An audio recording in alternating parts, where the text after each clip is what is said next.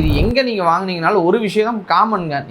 நீங்கள் சிட்டியில் வாங்கினீங்கனாலும் சரி, எய்தர் இல்லை அவுட்டர் சைடில் வாங்கினாலும் சரி, லீகல் அட்வைஸ் அப்படிங்கிறது கண்டிப்பாக காமன். அப்படியே இல்லையா, ஒரு நாள் உங்களுக்கு வாய்ப்பு கிடைச்சதுன்னா கோர்ட்டு பக்கம் போய் பாருங்கள், எத்தனை கேசஸ் இருந்துகிட்டு இருக்குதுன்னு. அந்த கேசஸ்லாம் பார்க்கும்போது பாவமாக இருக்கும். காசையும் போட்டுட்டு ஒரு கோடி கணக்கிலேயோ இல்லை லட்சக்கணக்கிலேயோ காசை சேர்த்து போட்டு அங்கே கோர்ட்டு பின்னாடி 5 வருஷம் 10 வருஷம் திரிவாங்க. அதுலேயும் டபுள் டாக்குமெண்ட் இதெல்லாம் பார்க்கும்போது என்னோட லேண்டு 20 வருஷத்துக்கு முன்னாடி நான் வச்சிருந்தேன், ஆனால் நான் பாதுகாப்பே இல்லாமல் வச்சிருந்தேன், அதை ஒருத்தன் டாக்குமெண்ட் போட்டு விற்று அதில் ஒருத்தன் வீடு கட்டி ஒரு 10 வருஷம் வாழ்ந்துக்கிட்டு இருப்பான்.